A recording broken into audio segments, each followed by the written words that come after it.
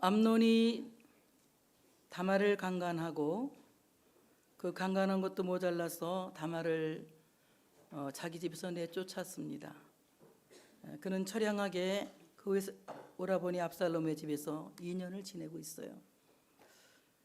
압살롬은 암논의 그 다말에게 너는 잠잠하게 있어라 그 말하면서 앞으로 그가 복수해 줄 것을 꿈꾸게 합니다. 제가 생각하기에는 복수를 꿈꾸고 살고 있던 다말이 하나도 행복하지 않았을 것 같아요. 만 2년이 되어서 결국은 압살롬이 암논을 죽이고 결국은 압살롬이 반란을 일으키면서 한 나라에 엄청난 회오리 바람을 물고 오는 문제의 사람이 되었던 것을 우리 모두가 알 수 있습니다. 압살롬은 정수리부터 발끝까지 흠이 없을 정도로 잘생긴 남자라고 하나님의 말씀은 소개하고 있습니다. 그렇지만 그의 외모가 아무리 훌륭하고 탁월할지라도 그가 하나님 말씀대로 살지 못함으로 말미암아 그 인생은 너무나도 참으로 비참하게 끝나는 것을 우리가 알 수 있습니다. 오늘 우리가 참으로 이 말씀을 생각하면서 다시 한번 암논을 죽인 압살롬, 그는 과연 행복했을까? 그는 과연 성공했을까? 한번 생각해 볼 수 있는 이 시간이 되어주시기를 축복합니다. 압살롬이라고 하는 사람은 이제 아주 굉장히 조금 전에 말씀드렸듯이 정수리부터 발끝까지 흠이 없을 정도로 잘난 남자였습니다. 사람들이 볼 때에는 아주 굉장히 평화를 부르짖고 정의를 부르짖는 대단한 사람처럼 보이는 사람이기도 했습니다.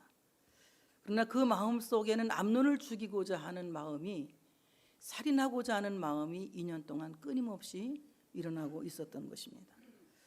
오늘 그는 양털 깎는 일이 다가오자 그때 형제들을 다 초청하고 그리고 암논도 초청해서 그를 아버지 앞에서 죽이려고 생각을 했지만 아버지는 그곳에 오지 않겠다고 함으로 말미암아 암논과 그의 자녀들을 초청하고 형제들을 초청해서 그 많은 가족들 가운데에서 암논을 죽이는 이런 엄청난 사건을 벌이는 것을 볼 수가 있습니다.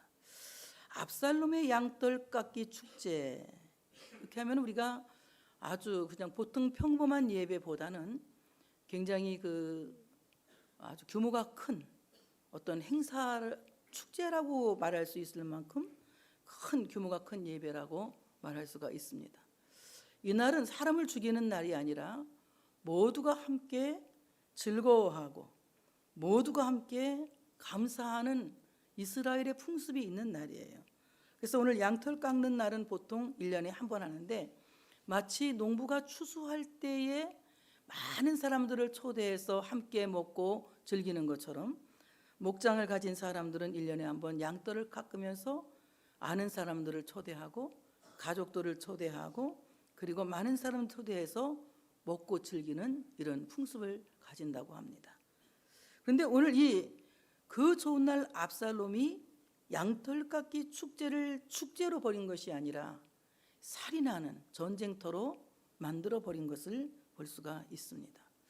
하나님께 드리는 예배가 정말 우리가 축제가 되어질 때에 그 예배를 통해서 우리가 참 행복을 그리고 하나님이 준비하신 여호와 이레의 복을 받을 수가 있는 것입니다. 그런데 우리가 그 예배 안에서 내가 변화되지 않고 내가 새로워지지 않고 내가 바뀌지 않으면 예배는 결국 나를 바꿀 수가 없다는 것입니다. 그래서 우리는 끊임없이 하나님 앞에 기도해야 됩니다. 예배를 통해서 말씀을 듣게 하시고 그 말씀이 내 안에서 운동할 수 있도록 성령이 내 삶에 개입해 주시기를 원합니다. 성령께서 내 안에서 움직이실 때에 하나님의 말씀이 내 안에서 운동하고 나의 모든 삶의 예배를 통해서 변화되고 바뀌어질 줄로 믿습니다. 이런 삶을 가리켜서 축제의 인생이라고 말할 수가 있습니다. 예배했다고 해서 모든 사람이 축제가 되는 것이 아니에요. 예배가 우리를 축제로 만드는 것이 아니라 참되게 예배하는 자가, 하나님께 참으로 예배하는 자가 하나님 경험을 통하여서 참으로 그 안에 축제의 기쁨이 일어난다고 하는 사실을 믿으시기를 축복합니다. 저는 압살롬의 양털 깎기 축제를 거짓 예배의 표상으로 보고 있습니다. 오늘 그가 드리는 이 예배는 진심으로 하나님을 향한 예배, 하나님께서 주신 복에 대한 감사해서 드리는 감사의 예배가 아니라 그 속에 있는 분노와 그 속에 있는 복수심을 증가시키는 그런 예배였다고 저는 보고 있습니다. 그래서 오늘 참으로 이 압살롬의 양떨가게 축제가 바알 하솔이라고 하는 곳에서 이제 이루어지고 있습니다. 바알 하솔, 이 바알 하솔이라고 하는 말은, 바알이라고 하는 말은 주인, 남편 또는 소유자 이런 뜻을 가지고 있습니다. 대개 이 바알이라고 하는 남편 또는 소유자, 주인은 이방 사람들이 우상에게 붙여주는 이름이에요. 이방 사람들이 부르는 이름. 하나님을 믿는 사람들의 주인은 아도나이라고, 아도나이. 근데 오늘 바알 하솔, 하솔이라고 하는 말은 요새화된 도시. 이렇게 말하면 사탄이 주인이 되어서 요새화된 도시, 이렇게 이제 해석을 해도 건이 아닐 거라고 생각합니다. 그가 드리는 예배는 하나님께 드리는 신령과 진정으로 드리는 예배가 아니라 사탄이 주인된 예배였다. 왜 사탄이 주인이 되었느냐? 자기의 감정을 컨트롤하지 못하고 자기의 혈기를 컨트롤하지 못하고 하나님 앞에서 인간적인 감정을 다 내어버리지 못하고 드린 예배였기 때문에 거기에는 성령이 함께 하시는 예배가 될 수 없었고, 하나님이 함께 하시지 않는 그 예배는 거짓 예배라고 말할 수밖에 없는 것입니다. 하나님께서 함께 하시는 예배, 하나님이 받으시는 예배는 성령께서 그 예배자의 마음을 움직이시는 예배예요. 하나님 앞에 우리가 신령과 진정으로 예배드리기 위해서 마음을 다하고 뜻을 다하고 성품을 다하여 하나님을 사랑하는 마음으로 예배할 때에 성령께서 그 예배 안에 계시고 그 예배자의 마음을 만지시고 그 예배자의 마음을 치유하시고 그 예배자를 회복시키시는 놀라운 역사를 일으킨다고 하는 사실을 믿으시기를 축복합니다. 그러므로 예배의 주인은 바알이 되어서는 안 된다는 거죠. 우리 예배의 소유자, 우리의 예배 받으실 만한 예배의 주인은 우리의 아도나이, 우리의 주인이신 하나님, 그리고 나의 참된 요새시요 참된 방패시요 참된 피난처이신 하나님이 그 예배를 받으시는 예배의 주인이 되실 때에 그 예배를 통해서 우리는 하늘의 기쁨을, 하늘의 축복을 함께 받을 수 있다고 하는 사실을 믿으시기를 축복합니다. 오늘 그든 이 참으로 1년에 한 번 있는 이 축제를 살인을 계획하는 마음으로 형을 죽이고자 하는 복수심과 증오심을 버리지 못해서 거짓 예배로 전락시키고 말았다는 거예요. 그러므로 우리가 하나님 앞에 나와서 예배할 때에는 자기를 버리는 진통이 있어야 되는 거예요. 나를 버리는 진통이 없다면 그 예배가 하나님이 기뻐하시는 참된 예배가 될 수 없다는 겁니다. 예수님께서 뭐라고 말씀하셨습니까? 너희가 예물을 드릴 때에 형제에게 원망받을 만한 일이 생각나면 예물을 제단 밑에 두고 형제와 가서 화해하고 난 뒤에 예물을 드리라고 말씀하고 있습니다. 우리 안에 있는 이런 참으로 복수심과 증오심과 미워하는 마음과 그리고 우리 안에 있는 나쁜 혈기, 이런 것들을 우리가 해결하지 않고 무작정 하나님 앞에 예배드리면서 내 감정을 하나님 앞에 내어놓는다면 그 예배는 참된 예배가 될 수 없다는 거예요. 그래서 예배하기 전에 우리는 먼저 나를 버리는, 자기를 비우는 통회가 있어야 된다. 자기를 부인하는 통회, 자기를 버리는 진통이 있을 때에 그 예배를 하나님께서 기쁘게 받으시는 예배가 된다고 하는 사실을 믿으시기를 축복합니다. 나를 버리는, 자기를 버리는 진통이 없으면 하나님께서 그 예배를 기쁘게 받을 수가 없다는 거죠. 그래서 우리가 하나님 앞에 나올 때는 내 마음이 무가 되어져야 돼. 아무것도 없는 무가 되어야 돼. 내 안에 뭐가 있으면 그 예배는 내 감정이 들어가고 내 생각이 들어가고 내 뜻이 들어갑니다. 정말 하나님의 뜻대로 예배하는 그 예배는 무가 되어져야 됩니다. 아무것도 없음이 되어져야 되는 거예요. 그래서 내가 일단은 미워하던 사람의 마음에게도, 미워하는 사람 향해서도 그 미움도 무로 비우고, 내 마음속의 원망도 무로 비우고, 잘못된 생각도 무로 비우고, 내 갖고 있는 모든 지식도 무릎 비우고 하나님을 통해 듣는 것이 예배예요. 하나님이 나에게 말씀하시는 것을 듣고 그 말씀을 통해서 내가 길을 정하고 그 말씀을 통해서 새로운 마음을, 새로운 삶을 결단하는, 이것이야말로 삶과 연결되는 예배라고 하는 사실을 믿으시기를 축복합니다. 찬양은 멋있는데 삶과 예배가 연결되지 않으면 거짓 신앙인이 되는 겁니다.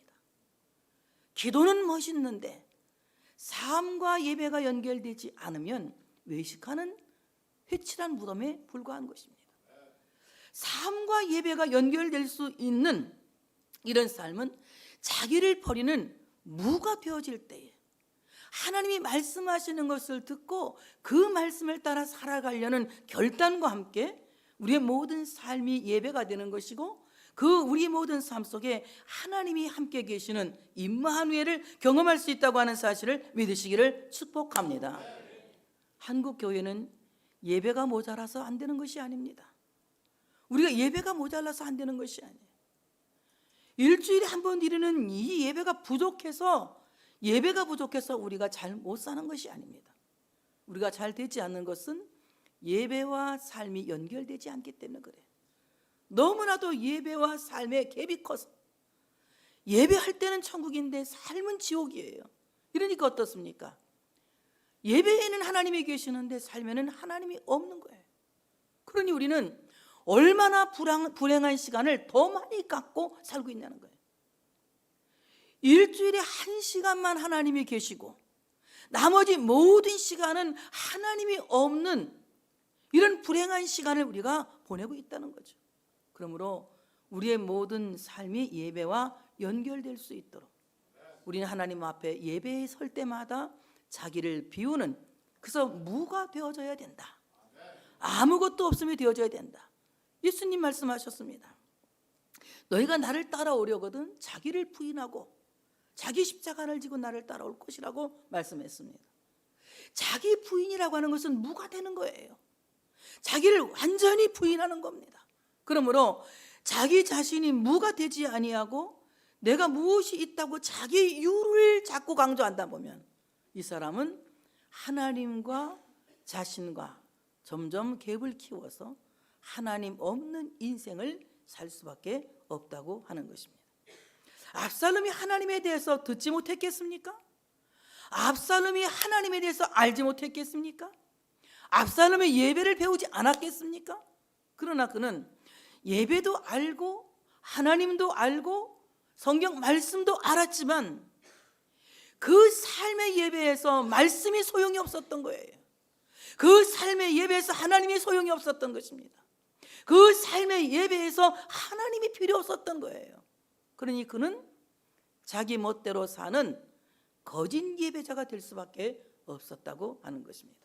우리는 내 멋대로 사는 것이 아니라 주님 뜻대로 살 수 있는 믿음의 사람이 되어져야 할 줄로 믿습니다. 자, 오늘 그는 아버지에게 이 잔치에 와달라고 간청합니다. 간절하게 청한다는 거예요. 이 간청한다고 하는 말은 자기를 깨트리고 부수고 돌파한다는 거예요. 얼마나 간절한지 저 사람의 소원을, 간청을 들어주지 않으면 저 사람이 죽을 것 같은 위협감을 상대방이 느끼는 거예요. 그러니까 이 아버지 다윗이 압살롬의 간청을 들으면서 막 가슴이 터질 것 같은 압박을 느끼는 겁니다. 들어는 줘야 되겠는데 압살롬이 어떤 마음을 품고 있니 다윗은 알고 있는 거예요. 오늘 거기에 가서 어떤 끔찍한 것을 볼 수 있다는 것을 다윗은 알고 지혜롭게 그 초대를 거절하고 있습니다. 이제 그의 악한 심성을 갖고 기도하는 것을 이제 다윗은 알고 있었기 때문에 지혜롭게 거절합니다. 내게 가면 많은 사람들이 함께 해야 되고, 왜냐하면 왕이 출두하는 거기 때문에 많은 사람이 함께 해야 되고, 그러면 내게 누를 폐를 끼치게 될 것이다. 그러니 다 갈 곳 없다 이렇게 말합니다. 그러니 보니까 아버지는 안 오게 생겼어요. 암논은 아버지를 지금 목표하는 것이 아니라 압살롬은 암논을 이제 목표하는 겁니다. 그러니까 그가 뭐라고 또 간청합니까? 아버지가 못 오시면 내 형 암논을 이 잔치에 꼭 오게 해주십시오. 입니다. 그러니까 아버지가 압살롬의 마음을 알고 그가 너와 함께 갈 것이 무엇이냐? 왜 그가 너와 함께 가야 되느냐? 합당한 이유를 설명해 봐라. 이렇게 말하는 겁니다. 근데 압살롬은 그 합당한 이유에 대해서는 대답하지 않고 간청만 하는 거예요. 내가 왜 형하고 같이 가려고 하는지 합당한 이유를 설명해 봐라 했더니 그 이유는 설명하지 않고 아버지를 압박하는 간청을 하며 졸라댑니다. 이때에 아버지가 허락을 해서 암논과 그의 자녀들이 함께 양털깎기 축제에 참여하게 하는 겁니다.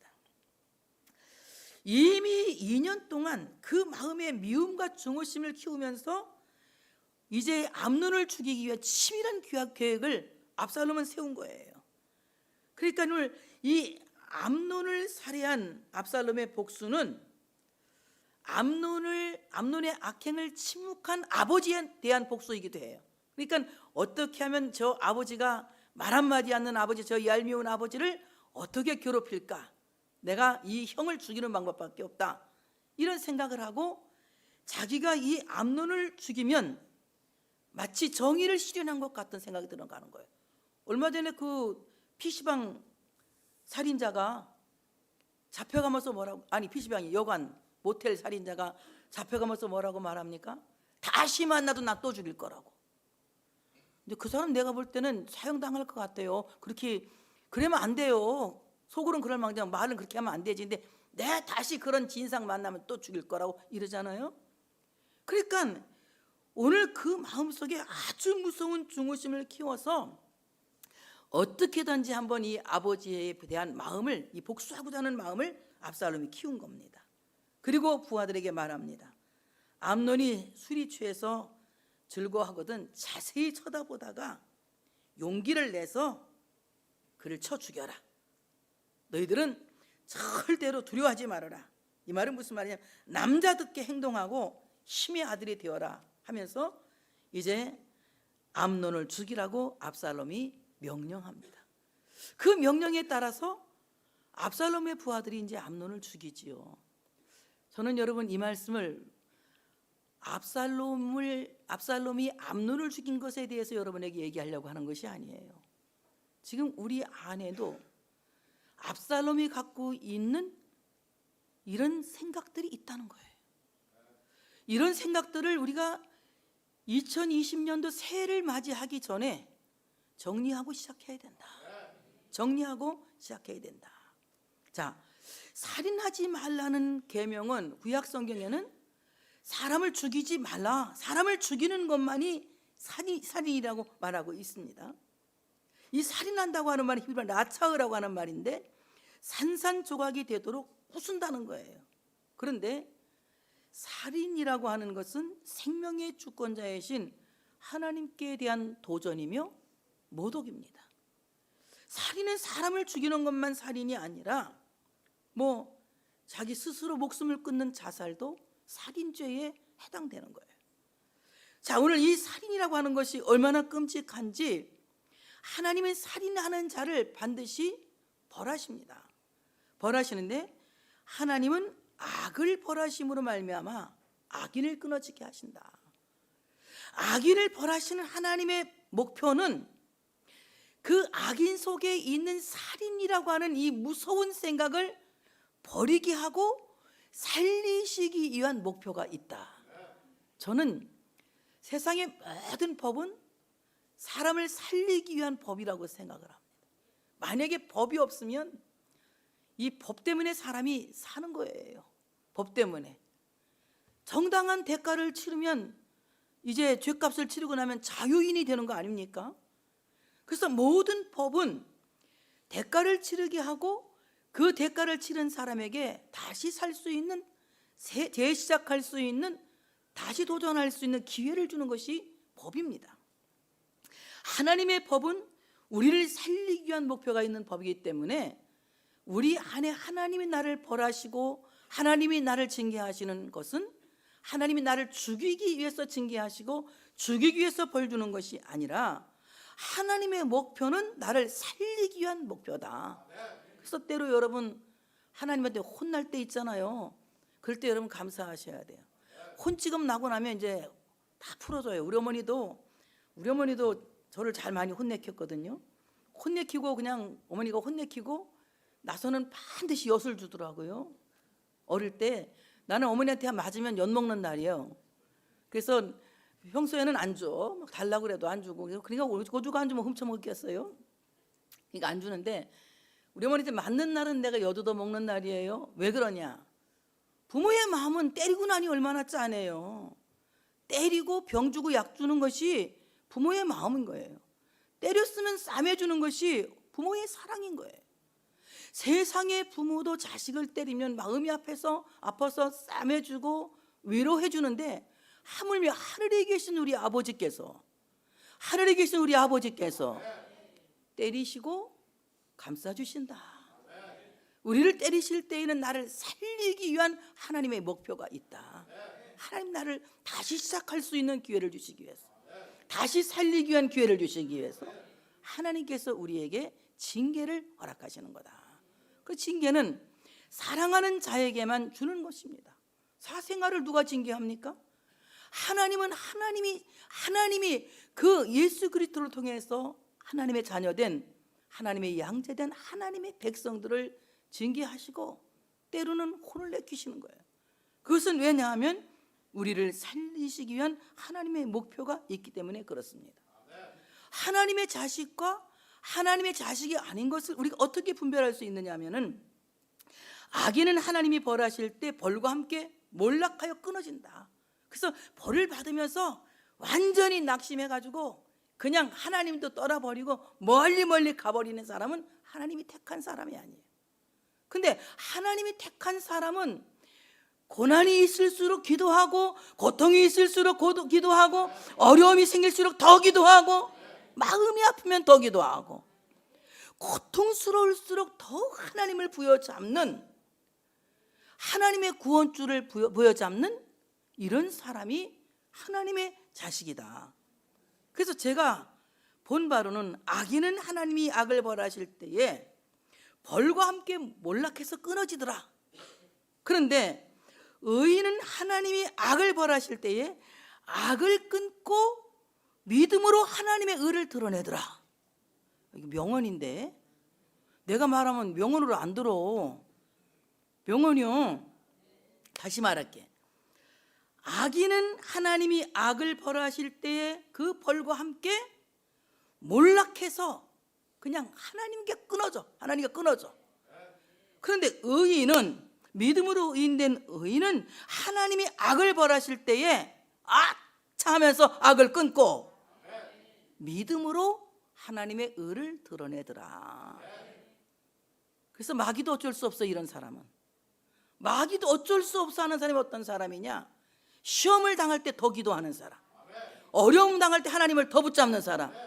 우리는 붙잡을 수 있는 동아줄이 있어요. 그 동아줄이 무엇이냐? 예수 그리스도라고 하는 동아줄입니다. 예수 그리스도라고 하는 이 동아줄을 잡기만 하면 오히려 시험을 이길 수 있는 하나님의 사람이 되어진다고 하는 사실을 믿으시기를 축복합니다. 자, 그렇다면 하나님께서 보시는 살인은 무엇이냐? 성경에서 보는 살인은 무엇이냐? 따라서 합시다. 근심은 영혼을 조각내어 사망하게 하는 내면의 살인이다. 살인이라고 하는 것이 사람만 죽이는 것이 살인인 줄 알았더니 근심이 살인이다. 이건 내 말이 아니라 성경에 있는 거예요. 고린도후서 7장 10절에 보니까 하나님의 뜻대로 하는 근심은 후회할 것이 없는 구원에 이르게 하는 회개를 이루는 것이요. 하나님의 뜻대로 하는 근심은 좋은 근심이야. 세상 근심은 사망을 이루는 것이니라. 세상 근심은 사망을 이루는 것이니라. 세상 근심은 바로 우리의 영혼을 조각내어 사망하게 하는 내면의 살인이라는 거예요. 근심이라고 하는 말은 헬라 말로 메림나오라고 하는데 이 말은 무엇이냐? 마음이 조각나서 나누어졌다는 거예요. 마음이 나누어져 조각나서 완전히 어수선하게 그 마음이 파편화됐다는 겁니다. 흙에 불과한 생명 없는 인간은 먹고 마시고 그리고 입음으로 말미암아 스스로 생명을 채우려고 할 때 그 안에 근심이 생기는 거예요. 내가 무엇을 먹을까? 무엇을 입을까? 무엇을 마실까? 어떻게 하면 잘 살까? 말을 탔으니 어떤 종을 둘까? 좋은 집을 샀으니 어떤 더 넓은 정원을 만들까? 등등 우리가 점점 먹고 마시고 입는, 그리고 스스로 잘 살아보려고 하는, 스스로 살아나 보려고 하는, 스스로 살아보려고 하는 생각 때문에 우리 안에 매립나고 근심이 자꾸 생기는 거예요. 근심이, 이 근심은 세상 근심인 거예요. 하나님의 뜻대로 하는 근심은 어떻게 하면 내가 회개할까? 어떻게 하면 하나님의 말씀대로 살까? 어떻게 하면 하나님을 기쁘시게 할까? 이런 근심인데, 거룩한 근심인데, 세상 근심은 무엇을 먹을까? 무엇을 입을까? 무엇을 마실까? 이건 누가 하는 근심이라고 그랬죠? 성경에 예수님께서 이방인이 하는 근심이다. 나는 알 줄 알았지. 누가 하는 근심이다? 이방인이 하는 근심이다. 이방인이 하는 근심이다. 이와 같이 우리는 스스로 잘 살려고 하니까 우리 안에 매립나우가 생겨서 자꾸 우리 마음이 나뉘어져서 우리 내면이 파편화되는 거예요. 산산조각 나는 겁니다. 이 산산조각 난 마음을 우리가 하나님 앞에 나와서 예배 드림으로 말미암아 말씀을 통하여 모자이크 해야 된다. 모자이크 해야 된다. 파편화된 마음을 하나님의 말씀을 통하여서 자기 짝을 찾아갈 수 있도록 예술적인 모자이크를 해야 된다. 그래야만이 우리의 삶이 하나님이 지으신 걸작품이 되는 거예요. 우리 선우가 노래 잘 불러. 이 노래, 나는 걸작품, 하나님이 지으신 걸작품이라고 막 걔가 막 부르는데 나는 모르니까 못 불러. 어쨌든 파편화된 우리 마음의 이 매립나오는 창조주를 만날 때에 그 창조주께서 우리 마음에 함께 계실 때에 우리 안에 파편화된 마음을 통합시킬 수 있다. 그래서 이 부서진 마음을 통합시켜서 정상적인 것으로 복귀되고 회복되고 새롭게 되게 하는 그 놀라운 능력은 바로 예수 그리스도라고 하는 사실을 믿으시기를 축복합니다. 예수님은 부서진 나의 마음을 새롭게 창조하시는, 나의 무너진 마음을 새롭게 만드시는 나의 짝이다. 나의 짝이다. 요한복음 14장 1절에 말씀하셨습니다. 너희는 마음에 근심하지 말라. 하나님을 믿으니 또 나를 믿으라. 이렇게 말씀하셨어요. 우리 마음에 근심이 없어진다고 하는 것은 하나님을 믿으니 또 나를 믿으라고 말씀하신 예수님 말씀대로 예수님을 믿을 때의 그 믿음이 부서진 내 마음을 아름답게 하나님의 사람으로 모자이크 하는 거예요. 여러분, 이 시간에 여러분 정말 아름답게 부서진 여러분들이 모자이크 되기를 원하며 아름다운 모습으로 하나님 보실 때에 보시기에 좋았더라. 하나님 보시기에 좋았더라. 이렇게 말씀하실 수 있도록 이 시간 하나님의 말씀이 우리를 새롭게 모자이크하는 이런 놀라운 역사가 일어나야 할 줄로 믿습니다. 나의 영혼을 살인하고 나의 영혼을 부서지게 하고 내 내면을 산산조각나게 하는 근심, 이 내면의 살인은 예수를 믿는 믿음으로 말미암아 치유될 수 있다. 우리가 왜 근심하느냐? 우리가 왜 염려하느냐? 우리 마음속에 왜 근심이 일어나서 내 마음이 무너지고 내 마음이 부서지느냐? 그것은 믿음이 없기 때문에 그렇습니다. 하나님에 대한 신뢰가 없기 때문에. 여러분, 하나님이 나를 얼마나 생각하시는지, 나는 그럼 아멘 할 줄 알아. 얼마나 생각하시는지, 얼마나 좋아하시는지, 얼마나 기뻐하시는지, 얼마나 사랑하시는지, 하나님 마음을 정말 여러분이 머리카락만큼만 알아도, 만분의 1만 알아도, 아니면 정말 먼지만큼, 티끌만큼만 알아도 여러분 마음에 근심이 있을 수 없습니다. 하나님의 심정을 몰라서 그래요. 하나님의 마음을 몰라서 그래요. 하나님은 나를 얼마나 생각하시고 얼마나 사랑하시고 얼마나 기억하시는지 하나님의 마음을 몰라서 그렇습니다. 하나님께서 뭐라고 말씀하십니까? 젖먹이는 여인은 그 아이를 잊을지라도 나는 너희를 잊지 않고 불쌍히 여긴다. 내가 내 이름을 내 오른손바닥에 새겼고 내가 너를 참으로 끝까지 지킨다고. 물 가운데서 지키고 불 가운데서 지키고 세상의 어떤 상황 속에서도 지킨다고 말씀하셨잖아요. 하나님이 말씀하셨으니까 그 말씀을 믿어야지. 뭐 여러분 몸에 나타나는 현상은 믿지 마세요. 어떤 사람은 막 뜨거워야 믿는데 뜨거운 것은 하나님의 말씀을 믿으면 마음이 뜨거워지는 거예요. 내가 뜨거워져서 하나님의 말씀을 믿는 것이 아니라 말씀을 믿으면 내가 마음이 뜨거워지는 거예요. 근데 우리가 잘못 알고 있잖아요. 뜨거워지면 믿는 것인 줄, 차가워지면 믿는 것인 줄.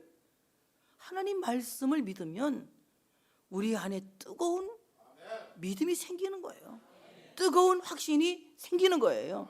그러니까 하나님이 말씀하셨으니까 그 말씀을 경청하여 듣고 저 말씀은 누구에게? 나에게 주시는 말씀으로 받아들여라. 바로 예수를 믿는 그 믿음이, 하나님의 말씀을 믿는 그 믿음이 파편화된 나의 마음, 부서진 나의 마음을 하나님의 사람으로 재창조하고 새로운 피조물로 거듭날 수 있도록 새롭게 만드신다고 하는 사실을 믿으시기를 축복합니다. 그러므로 우리는 예수 그리스도와 짝이 되어져야 돼요. 하나님의 말씀과 짝이 되어져야 합니다. 그럴 때 부서진 나의 내면이 하나님의 사람으로 새롭게 빚어진다. 그 다음에 성경이 보는 살인은 나는 너희에게 이르노니 형제에게 노하는 자마다 심판을 받게 되고 형제에 대하여 라가라 하는 자는 공회에 잡히게 되고 미련한 놈이라 하는 자는 지옥불에 들어가게 되리라 말씀합니다. 과거에 살인하지 말라는 것은 사람만을 죽이는 것을 살인하지 말라는 걸로 했지만은 예수님께서 우리에게 하시는 말씀은 형제에게 노하는 것을 혈기를 가리켜서 살인이라고 말씀하고 계세요. 근데 여러분이나 저나 이 혈기가 진짜 문제잖아요. 여러분은 순하지, 꼬는 게 지금 이게 내가. 근데 우리가 얼마나 혈기가 많습니까? 혈기가 많대. 우리 혈기를 안 내고 살 수는 없지. 왜냐하면 그게 나니까. 그런데 혈기를 내도 죄를 짓지 말고 해가 지기 전에 풀어라. 혈기를 내고 하룻밤을 자면 여기 혈기 귀신이 붙는 거예요. 그래서 그 귀신을 키우면 이제 이게 혈기도 한번 내기 시작하면 점점 더 센 놈이 들어가가지고 엄청 세지는 거예요. 그러니까 우리가 혈기를 자꾸 죽이려고 애를 써야 됩니다. 한 번 좀 참고, 하고 싶은 말이 있어도 좀 참고, 화를 내고 싶어도 한 번 좀 참아볼 줄 아는 이런 훈련이 필요한 거예요. 혈기라고 하는 것은 오늘 당장 끊어지는, 하나님이 은혜 줘서 그냥 확 끊는, 물론 그런 사람도 어쩌다 하나씩은 있지만 내가 본 사람, 나는 그거 아직 본 적이 없는 것 같아. 한 방에 빡 끊어지는 혈기가 아니더라고. 혈기에 잔재가 남아가지고 혈기는 없어졌는데 신경질은 남아있어. 신경질은 따라서 어머나 나 같은 애. 과거에는 혈기를 냈는데 이제 혈기까지는 안 부리고 뭘 부려? 신경질, 짜증을 자꾸 내. 그런데 이런 혈기 내고 짜증 내고 이러는 것들은요, 우리가 매일매일 훈련해야 돼요. 화가 날 때마다. 그러니까 3번을 참으면 뭘 면한다? 살인을 면한다. 딱 나왔잖아요. 세상에서도 3번을 참으면 살인을 면한다고 혈기 내는 것을 살인에 비하고 있는 겁니다. 그래서 우리 안에 있는 혈기를 금년에는 한번 좀 이렇게 고쳐보고, 혈기는 죽였는데 아직도 신경질이 남으신 분들은 신경질도 좀 이번에 오늘 좀 하나님 앞에서 좀 해결해서 짜증 안 내게 해달라고. 나 맨날 기도가 그 기도야. 나도 짜증 안 내게, 신경질 안 내게 해달라고. 신경질 안 내게 기도하는 여러분 되시기 바랍니다. 화를 내는 거, 혈기 부리는 거, 이건 살인하는 거다. 형제에 대하여 라가라 하는 자는 공회에 잡혀가게 되고, 라가 라가라고 하는 말은 무슨 말이냐?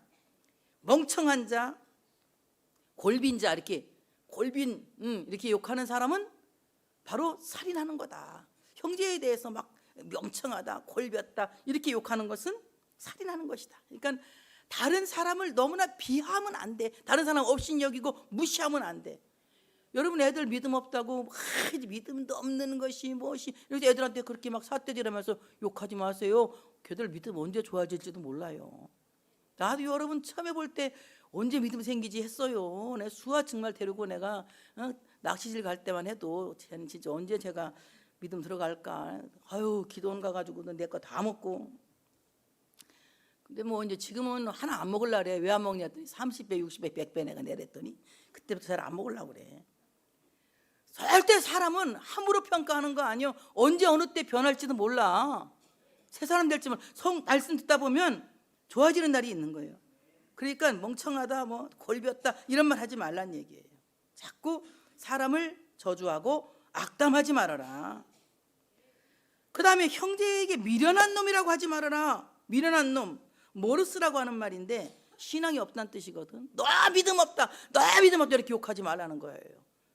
여러분 믿음이 없어도 믿음이 없다고 얘기하지 마시고, 믿음이 없다고 얘기하지 마시고 믿음을 갖게 해달라고 기도해 주시기 바랍니다.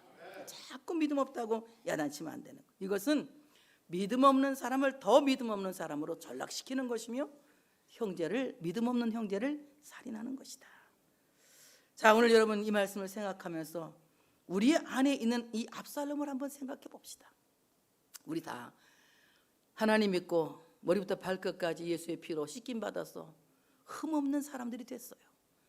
예수를 믿는 믿음으로 말미암아 흠없는 사람이 된 것은 틀림없습니다.